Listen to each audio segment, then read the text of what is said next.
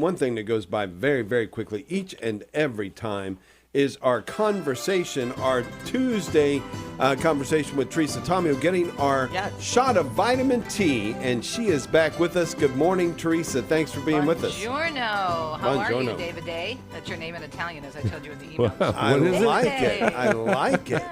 Yeah. I'm doing great. How about you? How are you and Deacon Dom? We're doing fantastically. We had a wonderful Thanksgiving, and I cooked. Dominic and I cooked for our neighbors here in our little village. Wow. They loved it. They, a lot of people here love all things American. I don't know why. Well, some reasons, yes. But, yeah. So they like the American dinner, so we made that for them, which is a lot of fun. And then this weekend, as I was explaining to you, Dave, in your email that I sent you for preparation, that I'm doing a lot of research for the new St. Francis book. And a big thing here in Italy, because of the beautiful devotion that St. Francis had to Jesus and the Holy Family, many of the Advent/Christmas celebrations are centered, very Christ-centered, and they have these Christmas markets. So we're trying to follow, again, this trail of St. Francis of Assisi, and it was a phenomenal weekend, and we've got some pretty cool things planned for this weekend as well. Yeah, and then with the Immaculate Conception coming up, and I wanted to ask you about that in particular. We're talking about a dogma that was only declared in 1854. Right. So are some of the traditions that you're talking about going on over there, do they predate that? Were they already celebrating that, or did that come about after that declaration? I think it's a combination of both, because this whole idea, the dogma, as you said, became official in the 19th century, but the concept of and the teaching of Mary, and the Immaculate Conception had been there for centuries in the church, and the Italians take it very seriously. So I think it's a combination of both. There are all kinds of beautiful events going on for the Feast of the Immaculate Conception, and what's so beautiful is they really don't start anything celebratory in terms of lights or any events until very close to, maybe right before. For example, this past weekend they did start some of the Christmas markets, but usually not until the end of November, early December, and the closest to the Immaculate Conception, which I think is beautiful. They don't push the season, right? Yeah, and I love this. I mean, a bonfire in Assisi. I'm like on top. Right. I just can't imagine. I've been there just once, but I can't imagine that sight. I mean, and really thinking about, and it made me think of a fire that was declared there in Assisi when St. Clare and St. Francis got together with their brothers and sisters, and the town thought that the monastery on top of the hill was on fire because the Holy Spirit was descended upon them. But this is an actual bonfire on top. It's got to be able to be seen everywhere. Well, and that's the idea. Now, we just found out about this through new friends that we met. I think I mentioned to all of you last week that we joined an English-speaking community in Assisi at St. Mary of the Angels. And so they're very involved, the people who actually live there in Assisi, and they keep us up to date on what's going on. Then we knew about different things happening this weekend with the lighting of the trees, which will be gorgeous, and the different light displays that they'll have, all involving St. Francis and St. Clare, these images that will be put onto the churches, and I'll take plenty of pictures for Facebook. But when I was writing our friend for the English Mass, and we were talking about when we were going to come back and whatnot, she says, don't forget this weekend is the big bonfire at the Rocco Maggiore. And if you've ever been to Assisi, as you have, on the very top of the mountain, on the right-hand side, there's the Hermitage. But on the left-hand side, more center above the town, is this castle, this old fortress.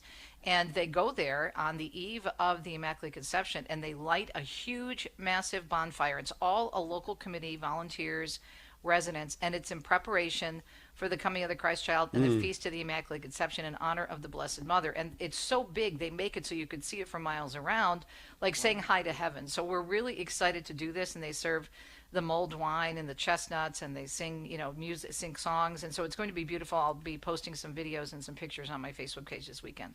And how else are we supposed to stay up with you, Teresa? You've got so many things going on, both at EWTN and all of your pilgrimages and all that. What is the best way to keep up with everything?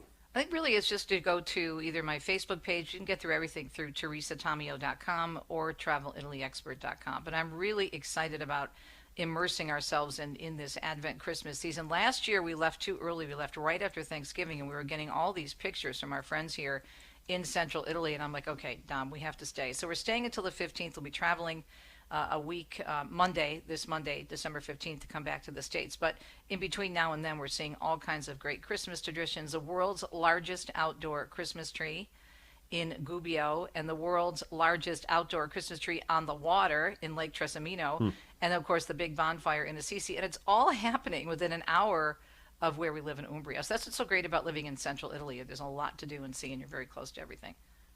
Teresa, you talk about the first nativity scene. I always think, that's such a big part of our tradition here. Can you give us a little bit of an insight into how that is seen in Italy?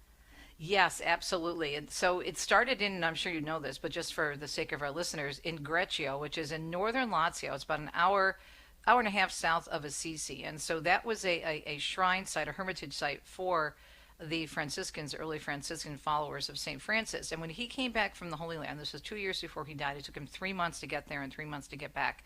He wanted to share this image of the Holy Family that he experienced in Bethlehem and, of course, in Jerusalem, and just being there where Christ was born and where Christ lived and walked and taught. And so he established with a local villager to bring in animals and to bring in torches and to actually have this live nativity scene, mainly with really just animals and the Christ child. And there's a miraculous thing that happened where during the Mass, and St. Francis was a deacon, so he was reading the gospel and preaching, but he didn't obviously consecrate. But when they were consecrating, the baby actually, well, a baby appeared. There was no baby. They had that cave. But a baby appeared, and St. Francis lifted up the child, and that was the miracle that was declared there. But basically, from that, he came up with nativity, and people picked up on this, and this is 1224. And ever since then in Italy, Pat, a central focus of everything is the nativity scene, or we call the presepe, or the precipe with an I is plural, but precipe with an E is singular. So you see them everywhere. Even at the Christmas markets, I was telling Dave, they are everywhere, and you can buy different pieces. And normally what they are scenes, let's say, from the 17 and 1800s of people in their busy lives, maybe selling fish or selling bread or washing the clothes. And there's always a busyness in the little town, and everybody is kind of like stopping and looking up toward the Holy Family and the birth of Christ. So it's nativity scenes are everywhere, even in the decorations. There are some secular decorations. They have Babbo Natale, of course, their version of Santa Claus.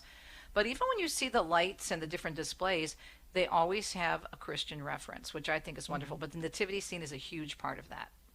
So what is their Santa Claus? Can you explain that to us a little? Yeah, he's basically the same. He's called Babbo Natale. So a Babbo meaning like a father figure, and Natale is Christmas. Buon Natale is Christmas. And he also is often seen with a good Christmas witch called La Befana. And there's a very cool story behind her where she was a woman who was very busy cleaning her house, and she was visited. Of course, this is all legend, and there's little books about it. She was visited by the three wise men on their way to see the Christ child. And they invited her to come along, and she said, "No, I'm too busy. I have too much to do." And she was sweeping, and she was sweeping, and she was sweeping. And then she realized she made a big mistake not going with the wise men. And so she was sweeping so much that all of a sudden the broom lifted up and carried her following the wise men. This is the cute little story.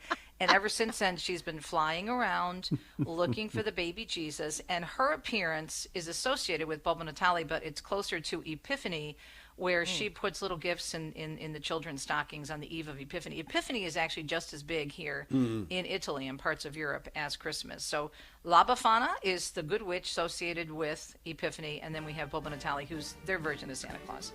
Babbo Natale, is he associated with St. Nicholas or no? Yes, it's the same thing. Still. It's just a different name. Okay. Yeah. All right. Yeah. Love it. I always learn so much when you come on with vitamin T. Thank you, Teresa. You're welcome. Thanks, Teresa. TeresaTomeo.com. Ciao, ciao.